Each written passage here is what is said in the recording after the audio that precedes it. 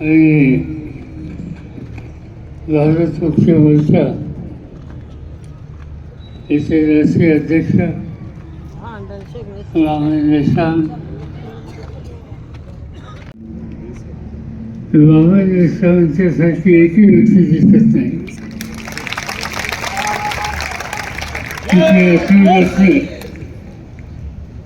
जे machine आलं इंडियनचं त्या संबंधीची शंका लोकांच्या मनात आहे आणि ती शंका दूर झाली नाही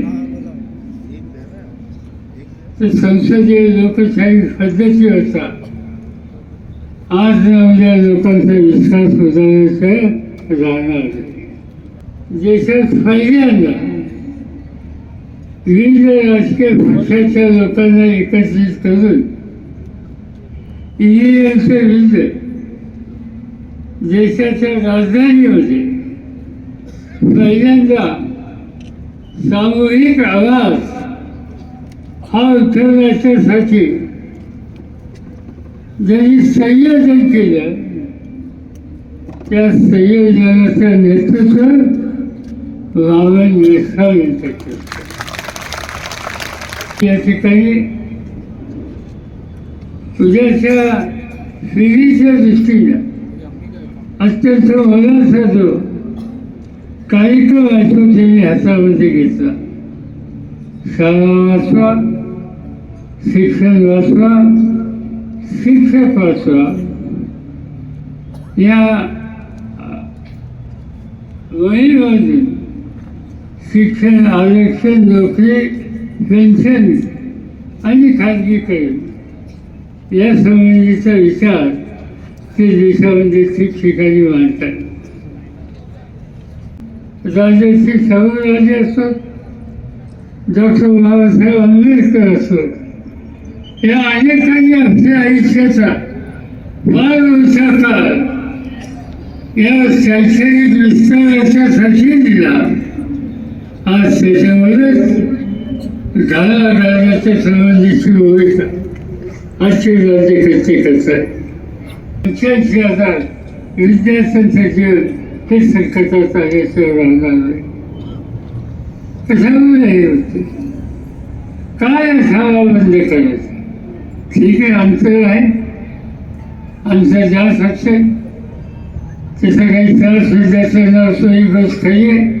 शिक्षक असेल, तलाठी असेल, ग्रामसेवक असेल, आरोग्यसेवक असेल, या सगळ्यांची भरती ही भरती ज्याचा उल्लेख या ठिकाणी आधी केला एका सरकारने की जवळपास 9 खाजगी कंपन्यांनी ठेकेदार पद्धतीनं या सगळ्या भरती या ठिकाणी केल्या जाईल आणि या सगळ्याच्या संबंधी एक प्रकारची जागृती करण्याची आवश्यकता आहे आणि त्यासाठी वामन देशपांडेंनी या सगळ्या कार्यक्रमामध्ये पुढाकार घेतला आहे आणि आपल्या सगळ्यांना या ठिकाणी एकत्रित केलं. मला आनंद आहे की हा आजचा जो मेळावा आहे त्याच्यामध्ये अनेक विषय मांडले. त्याच्यामध्ये लोकधर्मांचे विषय जसे मांडले तसे कष्टकरी शेतकऱ्यांचे विषय मांडले. शेतकऱ्यांचा हमी भावाचा विषय, त्याला अनेक सवलतीच्या संबंधीच्या घोषणा केल्या, त्याची खऱ्या अर्थानं अंमलबजावणी केली. मोदी साहेबांनी सांगितलं की आमच्या हातामध्ये सत्ता द्या, शेतकऱ्याचं उत्पन्न आणि दुप्पट करून द्या. काही गरज नाही. आपण रोज बघतो वर्तमानपत्रावर, टी व्हीवर हे कोणती जाहिरात नसते. मोदींची गॅरंटी आहे, पण त्या गॅरंटी पत्रावर तारीख नसते, वर्ष नसतं आणि त्यांची गॅरंटी आहे. काय त्यांच्या गॅरंटीचा होतं? अनेक गोष्टीच्या संबंधीच्या गॅरंटी देतात. या सगळ्या गोष्टीच्या संबंधीचा विचार हा करावा लागेल. सत्ता हातात आहे, ती सत्ता लोकांच्यासाठी वापरायची असते. आज ज्यांच्या हातामध्ये सत्ता आहे ती सत्ता उमेदवारांच्यासाठी, त्यांच्या विचाराला पोचत असेल अशा व्यक्तींच्यासाठी असते. अशाची गरज आहे. पण हे बाबासाहेब जे आणलं आजच्या राज्यकर्त्यांना त्या संबंधीची याची सुद्धा आस्था नाही आणि राज्यावर केंद्राचा अंकुश असला पाहिजे असं सूत्र त्यांनी घेतलं. म्हणजे जिथं शक्य नाही त्या ठिकाणी चौकाची भूमिका घेतली. त्यासाठी आपण जागृत राहिलं पाहिजे. माझी खात्री आहे की तुम्ही जागृत राहिला तर तुमच्या हातामध्ये जबरदस्त शक्ती आहे. तुम्ही लोकांना शिक्षित करू शकता, जागृत करू शकता आणि आज जे संकट सर्व देशावर आहे त्या संकटातून देशाची सामान्य जनता ती मुक्त करू शकता. त्या कार्यक्रमाला जी काही पावले तुम्ही टाकाल त्या सगळ्या गोष्टीला मी आणि आम्हा लोकांचे सहकारी पावनराव तुमच्या मागे कायम असतील. तुमचा जो अधिकार आहे तो अधिकार तुम्ही गाजवावा एवढी खात्री या ठिकाणी देतो आणि माझे दोन देतो. धोरणाच्या विरोधामध्ये संघर्ष करण्यासाठी जो आपला उत्साह आहे तो आमच्या सर्वांसाठी प्रेरणादायी आहे. धन्यवाद माननीय पवार साहेब. यानंतर या सभेला मार्गदर्शन करण्यासाठी विनंती करतो आजच्या कार्यक्रमाचे अध्यक्ष माननीय मूल निवासी नायक मान्यवर वामन मेश्राम साहेब. आपण यावर. हेलो साथियों, आज राज्य स्तर का एक कार्यक्रम हो रहा है और ये कार्यक्रम एजुकेशन को लेकर, रिजर्वेशन को लेकर, पेंशन को लेकर खास तौर पर ये कार्यक्रम हो रहा है. महाराष्ट्र में स्कूल को बचाने के लिए, एजुकेशन को बचाने के लिए, टीचर्स लोगों को बचाने के लिए, आरक्षण को बचाने के लिए खास तौर पर ये कार्यक्रम आयोजित किया गया है. साथियों, ये कार्यक्रम क्यों रखा गया है? मैं ऐसा मानता हूं, आजाद भारत में 26 जनवरी 1950 को और 26 जनवरी 1950 के पहले इस देश में एजुकेशन को सभी लोगों के लिए, यानी एजुकेशन सार्वत्रिक होना चाहिए, सभी लोगों के लिए खुला होना चाहिए, सभी लोगों के लिए ओपन होना चाहिए. यह काम 26 जनवरी 1950 के पहले नहीं होता था. इस बात को इस देश में मान्यता नहीं थी. मगर 26 जनवरी 1950 को जब संविधान लागू हुआ तो संविधान लागू होने के बाद एजुकेशन सभी लोगों के लिए ओपन कर दिया गया, सभी लोगों के लिए खुला कर दिया गया.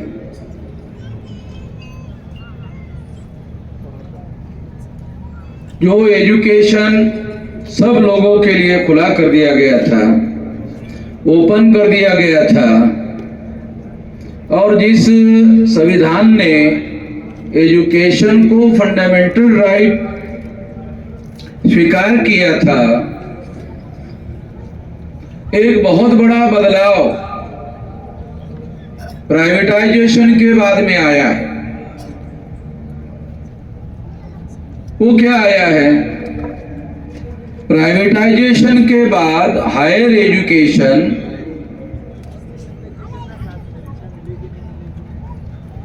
जो उच्च शिक्षा है, उस उच्च शिक्षा को, हायर एजुकेशन को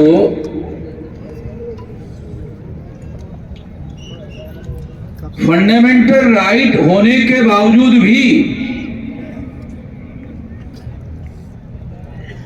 उसका प्राइवेटाइजेशन किया गया, यानी उसको फ्री एजुकेशन से मुक्त कर दिया गया। यानी अब हायर एजुकेशन सभी लोगों को फ्री में नहीं मिलेगा। मैं ये बात खास तौर पर आप लोगों को बताना चाहता हूं कि 26 जनवरी 1950 को जो संविधान लागू हुआ, उस संविधान ने एजुकेशन को मौलिक अधिकार, फंडामेंटल राइट घोषित किया। अगर एजुकेशन को फंडामेंटल राइट घोषित किया गया है तो फंडामेंटल राइट का मतलब यह होता है कि उसकी पूर्ति करने की जिम्मेदारी सरकार की है।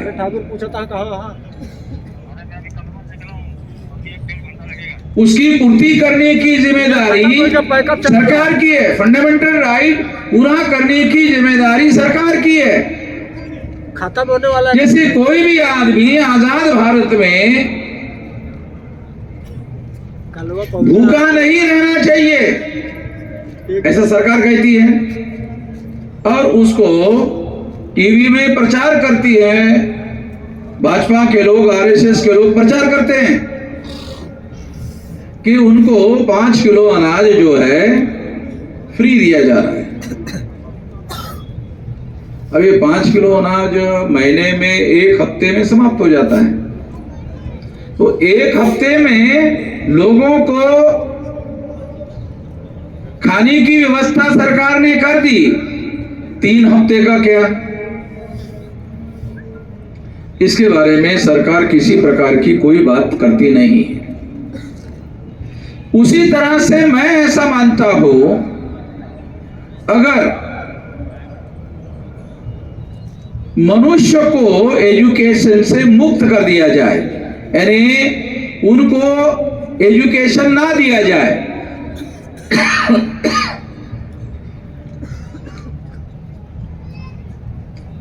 क्या जानवर महाराष्ट्र में या देश में स्कूल में जाते हैं? नहीं जाते। अगर मान लो जानवरों की तरह इंसानों को कंपल्सरी एजुकेशन नहीं किया जाता है, या सरकार वो जिम्मेदारी निभाने का काम नहीं करती है, फंडामेंटल राइट होने की वजह से ये जिम्मेदारी सरकार की है। अगर सरकार वो जिम्मेदारी निभाने का काम नहीं करती है तो इसका मतलब ये है कि सरकार फंडामेंटल राइट का वायलेशन कर रही है। फंडामेंटल राइट का वायलेशन करने का अधिकार सरकार के पास है? नहीं है। आखिर फंडामेंटल राइट पूरा करने की जिम्मेदारी अगर सरकार नहीं उठाती है, ये सरकार क्या करती है? ये सरकार करती क्या है? फंडामेंटल राइट को पूरा करने की जिम्मेदारी का निर्वहन सरकार नहीं करती तो फिर सरकार करती क्या है? जब से बीजेपी की सरकार आई है, मैं आप लोगों को बताना चाहता हूं, या पहले की भी सरकारें हैं उसके बारे में सोचने की बात है, वो ये कि क्या उद्योगपतियों पर टैक्स लगाया गया प्राइवेटाइजेशन में, या प्राइवेटाइजेशन में उद्योगपतियों को पूरी तरह से टैक्स में फ्री कर दिया? सारे डाटा अवेलेबल है। अभी सरकार के द्वारा ये बड़े पैमाने पर प्रोपेगेंडा किया जा रहा है, शायद ये इस चुनाव का एजेंडा है कि आप लोग आरएसएस की और भाजपा की सरकार चुनकर दो तो दुनिया में भारत की इकोनॉमी 3रे नंबर की आ जाएगी। ऐसा प्रोपेगेंडा चल रहा है। शायद आप लोग भी टीवी पर, अखबारों में ये सारी बातें डेली में पढ़ते होंगे, देखते होंगे कि भारत की इकोनॉमी दुनिया में 3रे नंबर पे आ जाएगी अगर आप 5 साल के लिए मोदी को चुनकर देते हैं। साथियों, तीसरे नंबर की इकोनॉमी आने के लिए 500 लाख करोड़ रुपए का कर्जा लेना होगा। कोई अखबार वाला छपता है, कोई टीवी वाला इस खबर को देता है, कोई टीवी वाला, कोई अखबार वाला ये नहीं बताता है कि मोदी की सरकार जब 2014 में आई तो देश पर 54 लाख करोड़ रुपए का कर्जा था।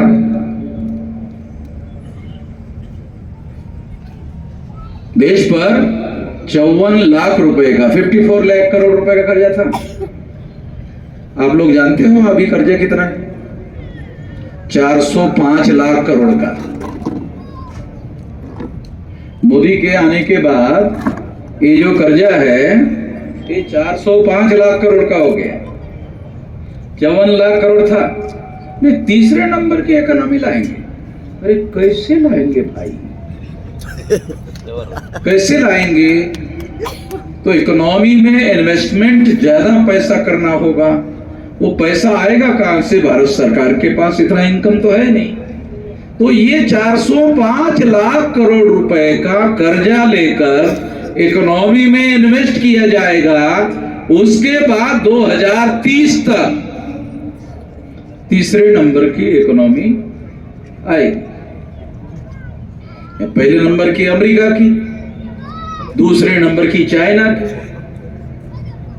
तीसरे नंबर की भारत की। यानी हम पाकिस्तान को पीछे छोड़ दिया। वो शायद ये कहना चाहते कि हम तो पाकिस्तान को पीछे छोड़ दिया।